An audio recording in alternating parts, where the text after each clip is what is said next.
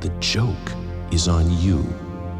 Ha, ha. Welcome to Watch Mojo, and today we're counting down our picks for the most unsettling mysteries that upended regular people's lives. I was afraid when I saw the men in the road. Men in the road? I've never been so afraid in my life. Number 10, the murder of Adam Walsh. He is the co-founder of the National Center for Missing and Exploited Children, a project that grew from unimaginable loss. In 1981, 6-year-old Adam Walsh was abducted and murdered, a tragedy that devastated his father, John Walsh.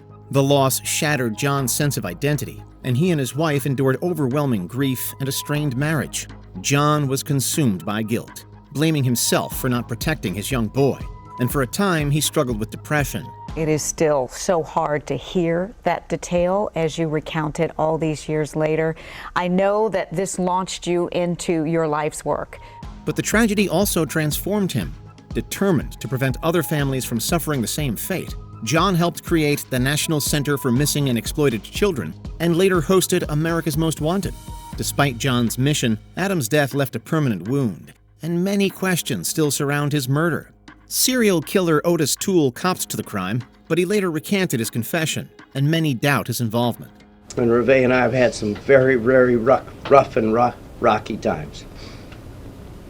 But you always never lost focus of who the real victim was. You never lost focus. You never didn't drive this train, Reve. Number 9, the Centennial Olympic Park bombing. If you had anything to do with this, any part in this. I did not plant that bomb in Centennial Park, and I made the mistake of assuming you knew that. Security guard Richard Jewell was working at Atlanta's Centennial Olympic Park during the 1996 Olympics when he discovered a suspicious backpack. Jewell helped evacuate the area before the backpack exploded, saving many lives in the process. While he was initially hailed a hero, Jewell's life took a devastating turn when the FBI, under pressure to find the culprit, called Jewell a person of interest. Paper says the Bureau has him dead to rights. Where I come from, when the government says someone's guilty, it's how you know they're innocent. The press instantly pounced, and Jewell endured weeks of surveillance, public ridicule, and the total collapse of his reputation. His career prospects were destroyed, professional relationships ruined, and his health suffered from the stress. The ordeal became a textbook example of trial by media, and the case itself was finally closed in 2005 when domestic terrorist Eric Rudolph pled guilty to the bombing. Can you categorically say that you did not do this? I did not do it. Categorically? Yes. Why are they questioning you? It's just part of the process. Number 8, the murder of Meredith Kercher. Finally, you have her own name for herself, Foxy Noxy. It was a perfect headline, really, and a perfect name. I mean, it was a feeding frenzy for everyone, basically. I mean, you were getting front pages. I don't think I've ever had so many front pages. When you hear the name Amanda Knox, you might still think murderer. Back in 2007, Knox, who was studying abroad in Italy, was arrested for the murder of her roommate, Meredith Kercher. Despite little physical evidence, Knox became the focus of intense media scrutiny, painted alternately as a cold-blooded murderer and a promiscuous vixen. We already had good pictures of Meredith. She was a terribly attractive woman. And now we've got Amanda Knox involved as well. Pretty blonde girl, 20-something. It had that sexual intrigue, girl-on-girl crime, if you like. She spent nearly 4 years in prison before her conviction was overturned, only to face seemingly endless retrials and appeals, which continued to wreck her reputation and left her with lasting trauma. Knox's name was permanently cleared when Ivorian migrant Rudy Gaudet was convicted of Kercher's murder. However, she wasn't officially acquitted until 2015, and public opinion on Knox remains divided, signaling the lasting damage that the case has had. I think people love monsters. And so when they get the chance, they want to see them. Number 7, Lindy Chamberlain and the Dingo. It's 20 years since we first heard those chilling words, "The dingo's got my baby." What followed, of course, was one of those compelling stories that come along only once in a lifetime. Lindy Chamberlain was camping near Uluru in Australia when her 9-week-old daughter Azaria disappeared. Lindy claimed that a dingo had taken her baby, but both the police and the public doubted her story. Not only did they doubt it, they mocked it, and Lindy became a cultural laughingstock. Maybe the dingo ate your baby. What? The dingo ate your baby. After a highly publicized trial in 1982, she was convicted of murder and sentenced to life in prison, despite a significant lack of evidence. Luckily, about 4 years later, new evidence was uncovered. Azaria's clothing was found near a dingo den, supporting Lindy's seemingly outrageous account, the same account that she was mercilessly mocked for. Lindy's conviction was overturned in 1988, and the case remains one of Australia's most infamous miscarriages of justice. Well, let me ask you face to face what every Australian would ask you.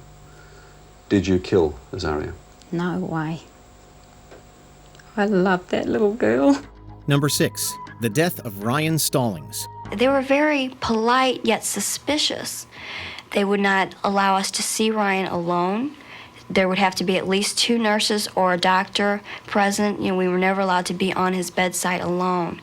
That bothered me, but I still didn't understand because I wasn't looking at it the way they were, I guess. 3-month-old Ryan Stallings of Missouri was hospitalized after falling ill, and tests revealed that his blood contained high levels of ethylene glycol, the main ingredient in antifreeze. Suspicion fell on his mother, Patricia, and when Ryan tragically passed away on September 7, 1989, Patricia was charged with his murder, despite her continued insistence that she was innocent. Patricia was convicted and sentenced to life in prison. I tried to get Patty up there, and all I got from the judge was no, absolutely not. I'm not going to let a baby killer up there. And I said, this lady did not kill this baby. However, further investigation revealed that Ryan actually had a rare genetic disorder called MMA, which mimics antifreeze poisoning in lab tests. It was this condition, not foul play, that killed Ryan. Patricia's conviction was overturned, but the damage was already done. She had endured the trauma of losing her baby, being wrongfully imprisoned, and living under intense public suspicion. I cannot see how they can live with themselves, knowing that they sent an innocent woman to jail the rest of her life for something that she didn't do. If Ryan would have been correctly diagnosed with MMA, none of this would have happened. Number 5. The Circleville Letters. For the past 18 years, residents in and around Circleville, Ohio, have received literally thousands of bizarre letters and postcards. They represent an insidious campaign of character assassination, which some believe has left one man dead and another unfairly imprisoned. Beginning in 1976, residents of Circleville, Ohio, began receiving anonymous letters exposing the likes of affairs, corruption, and deep personal secrets. The bizarre campaign shattered reputations, destroyed numerous marriages, and spread deep paranoia and mistrust throughout the small community. The writer especially targeted school bus driver Mary Gillespie, accusing her of an affair with the school superintendent and blaming her for her husband's death. In addition to allegations of an affair, the letter carried an ominous threat. I know where you live. I've been observing your house and know you have children. This is no joke. Please take it serious. The harassment eventually escalated to threatening signs along her bus route and even a booby-trapped gun that was intended to kill her. To this day, the true identity of the letter writer remains unproven, leaving Circleville with a lingering sense of mistrust and one of America's most unsettling unsolved mysteries. So many questions remain in this most bizarre case.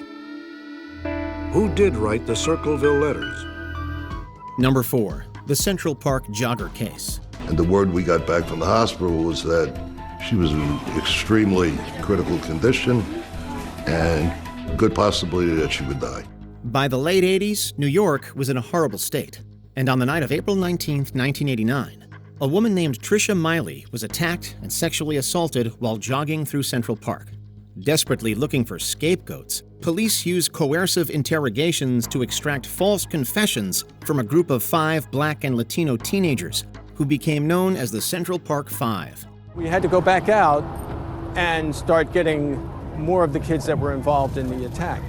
That included Yusuf Salam, Corey Weiss, and Antron McCrae. But by the evening of the 20th, we had all 5 in custody. The case became a national media frenzy, fueling racial tensions and portraying the boys as violent criminals, all while the real culprit remained a mystery. The boys spent between 7 and 13 years in prison, losing crucial years of their youth and freedom. It wasn't until 2002 that repeat offender Matias Reyes confessed to the crime, and the 5 were finally exonerated. We got justice for a woman who was used and thrown away like garbage. Those boys did that. We helped make sure they got what they deserved. And I'll be damned if I'm gonna lose a wink of sleep over it. Number 3, Betty and Barney Hill. But now that they've driven down the road several miles and they look up and it's still there, fear starts to settle in. Now for something a little different. Back in 1961, Betty and Barney Hill claimed to have been abducted by aliens while driving in rural New Hampshire. While Betty publicly embraced the story by giving talks and pursuing further UFO research, Barney, who was already dealing with racial prejudice, felt deep stress from the scrutiny. They followed us for approximately 30 miles. And then in an area called Indian Head, it left the top of the mountain, came out over the highway, and stopped midair on the highway right in front of us. Many skeptics dismissed the couple as delusional or publicity-seeking, and the intense public criticism significantly damaged their personal credibility. Barney's health quickly declined, and he died from a stroke in 1969 at just 46, with friends and family believing the stress played a significant role. Despite the negative effects, the Hills story remains one of the most famous in ufology. She puts her hand on the door. She's going to run into the woods to hide, but she's intercepted, and she loses consciousness.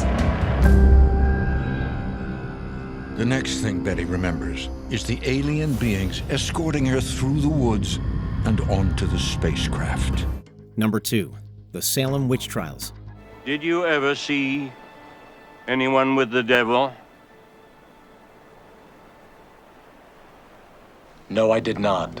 Witches, black magic, it doesn't get creepier than this. The infamous trials began when several young girls in Massachusetts claimed to be possessed and accused others in their community of practicing witchcraft.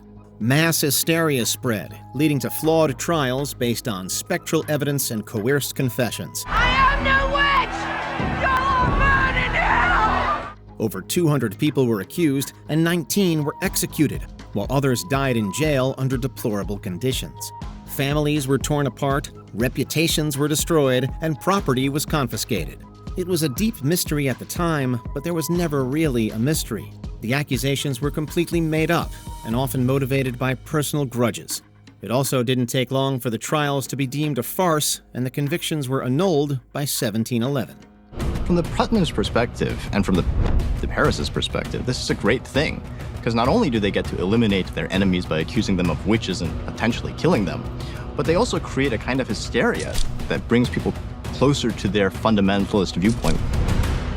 Before we continue, be sure to subscribe to our channel and ring the bell to get notified about our latest videos.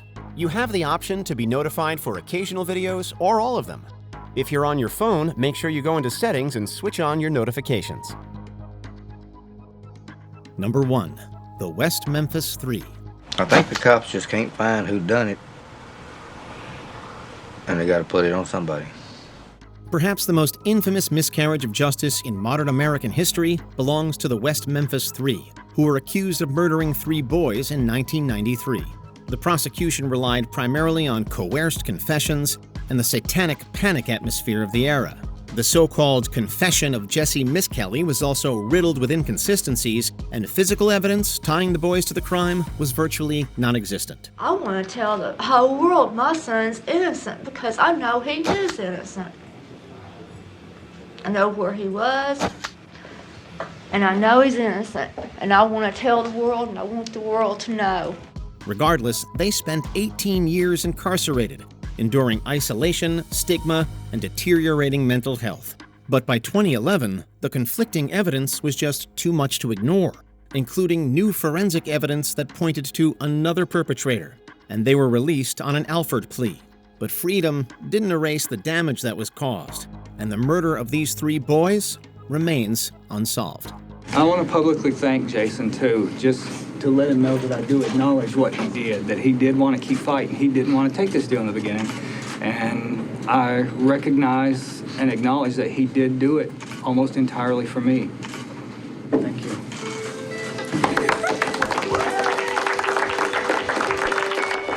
What do you make of these stories?